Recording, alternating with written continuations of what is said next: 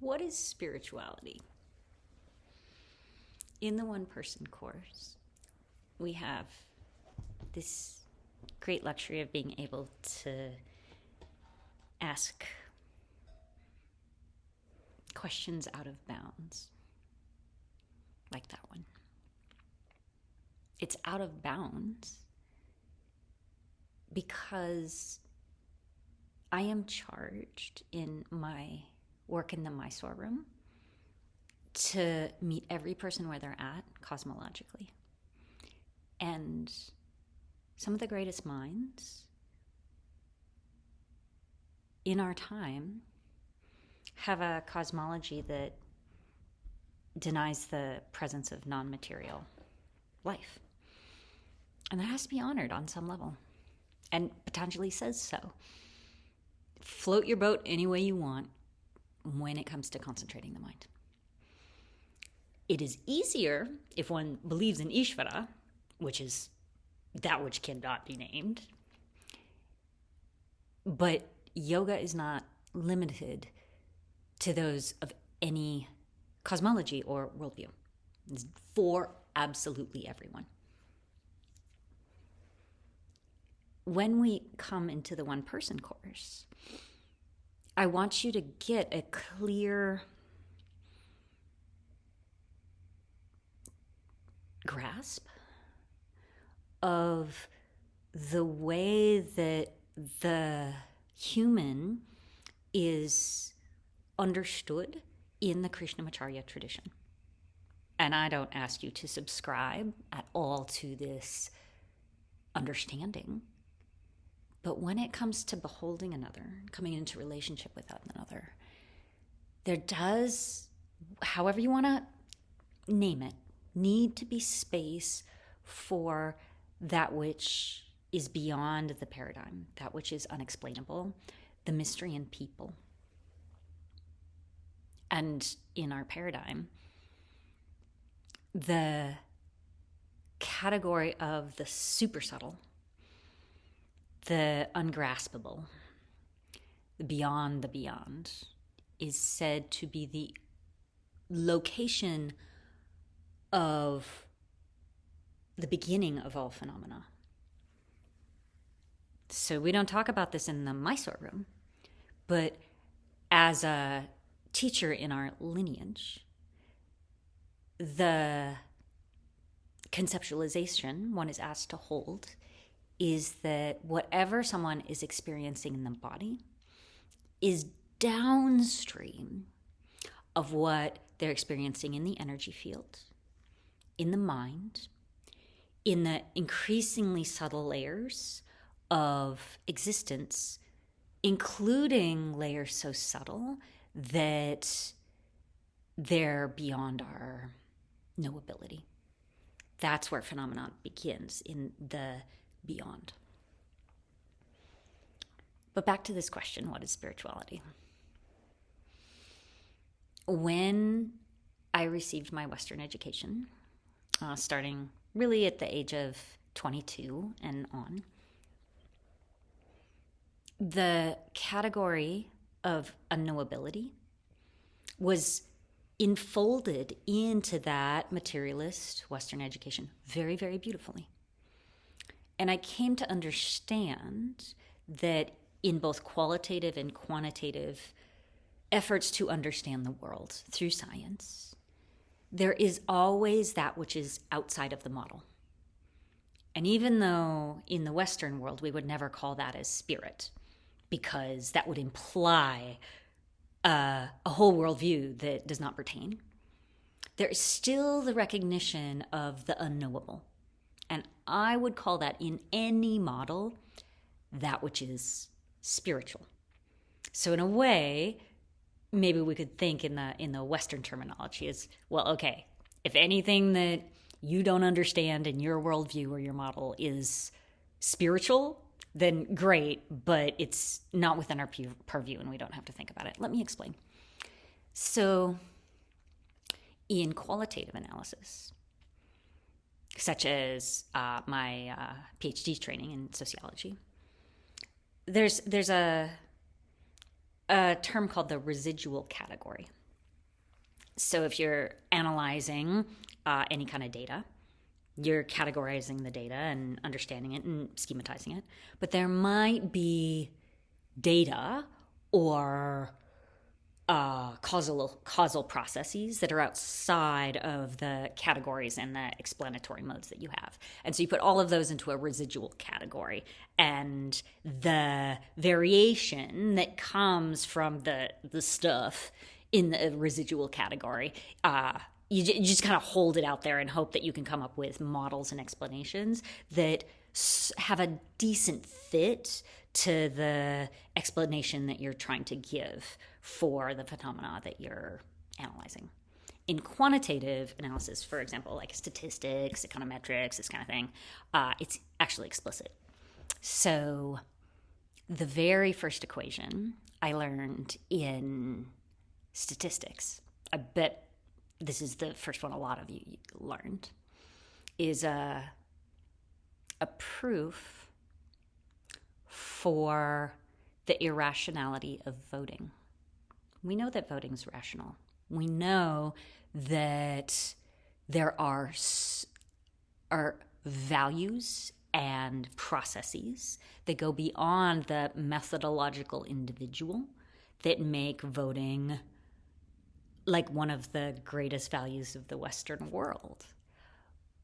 But the equation that social science statistics uses to explain the value of voting is that there's on the one side of the equal sign, there's the probability that your individual vote will affect the election, multiplied by the weight, how much you actually care, plus D. And D is everything else we don't know. And that equals the utility of your decision to vote. And if you follow this through and you plug in all kinds of different numbers and situations and subjective evaluations of like how meaningful it is that your candidate win, you end up with it yields the conclusion that the possibility of your vote being the thing that puts your candidate in office is vanishingly small. And so there's no point in voting. But the only way the equation works is if you keep what we call the D term on the left side of the equation. This is only going to make sense if you've studied statistics, right? And the D term is what captures everything else that's not the probability of getting your candidate in office and the amount that you care about this outcome. For me, in learning both about residual categories in qualitative analysis and these kind of like extra variables that are put into quantitative analysis, learning about the placebo effect, which is indeed the strongest and most reliable effect in all of medicine, proved to me that actually materialist science is extremely spiritual. There is a rigorous accounting for everything that is outside of the model. And so that came to be my definition of what is spiritual in daily life. Everybody has a model. We have a worldview, a way that we explain implicitly, usually, reality and motivation and cause. And anything that's just unpredicted or unexplained, well, we just call that ineffable. It's outside of the model. It's spiritual. I think that holds as we move deeper into the ways that we understand the equations, the energetic equations in seva, in yoga, in karma, the world of taking action, in space, in manifest reality.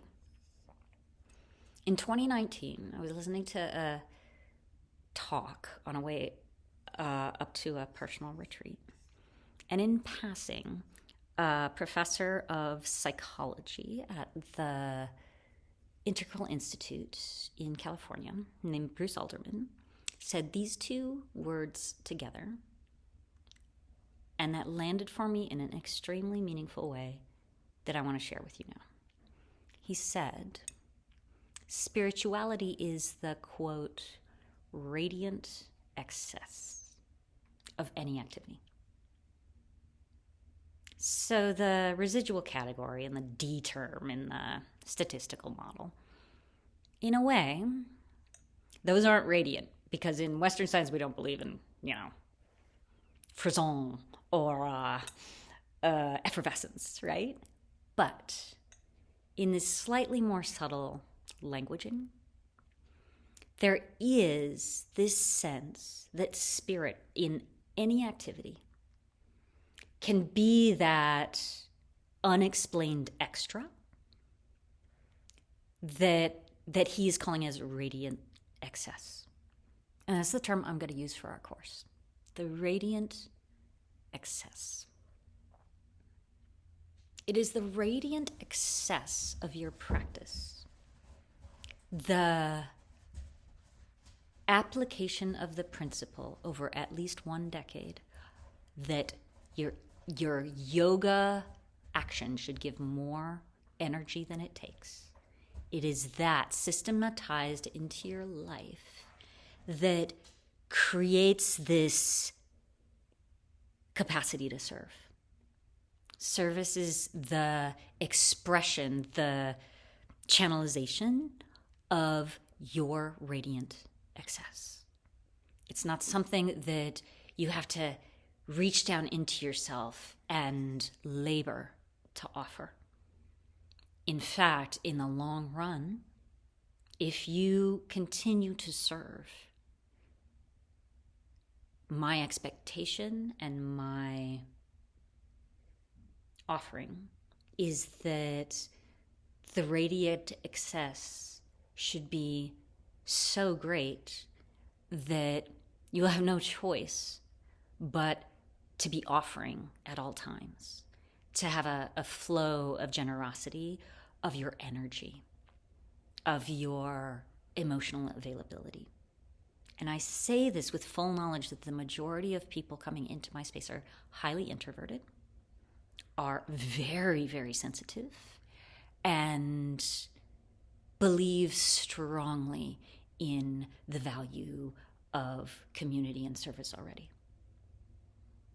And I want to offer this ideal of radiant excess as like an effortlessness in your seva that arises out of really having done so much of your own work that there's just this residual category of stuff that comes out of you and you can't not share. So it doesn't drain you.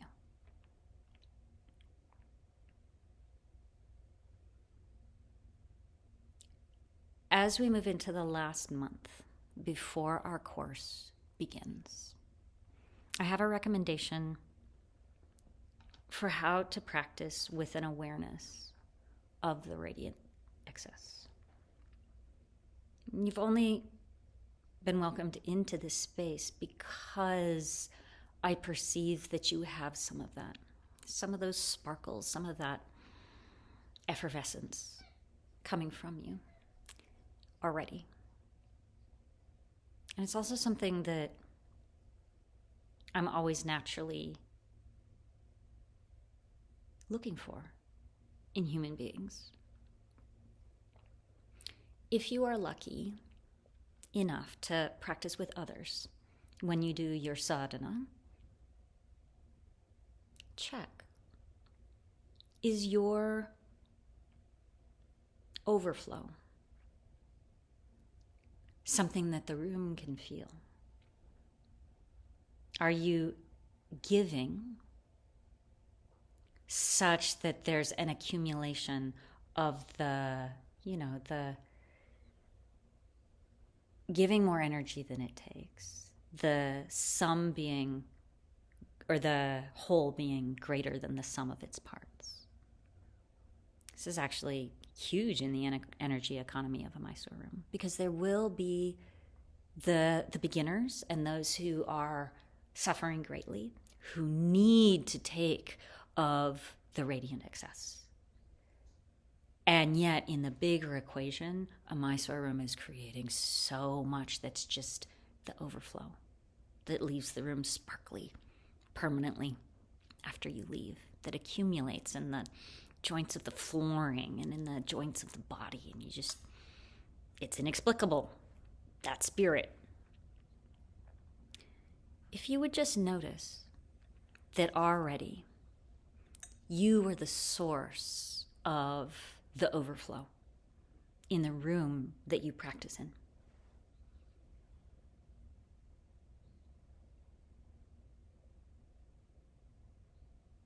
That will, I think, enable you to tick up the radiant excess even just a little more. And also notice, as you are very young and very beginner in this act of actually offering from the radiance, noticing when you're not in balance, noticing when it's about something else. If you're giving to get, if you're giving to advance yourself, if you're giving to seek fame or money, if you're giving because you got to make ends meet. All of those are very, very, very important and legitimate foundational reasons to work. And in the world of seva, I'm careful to avoid the natural exploitation that happens in capitalism by creating economies of energy where each individual is working at a somewhat magical scale, outside of the materialist, scientific understanding of inputs and outputs. So that's all. If you do not get to practice with other people,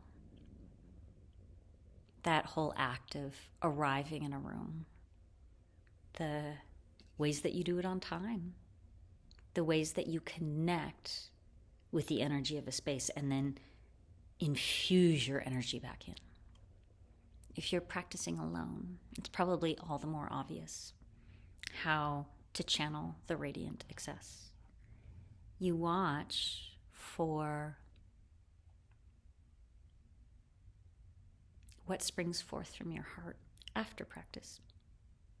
The time on the mat is just the generative time, where you make sure everything inside is cared for. The organism, the spirit, the emotions, the mind are in balance. And then you move out into the world and the yoga begins. And it doesn't have to be an extroverted thing. For most of us, it won't. But look for that way in which your sparkle in your heart, the ineffable, inexplainable radiance becomes available as a result of your practice itself. We have 1 month. We'll begin on the 2nd of May. Very much looking forward.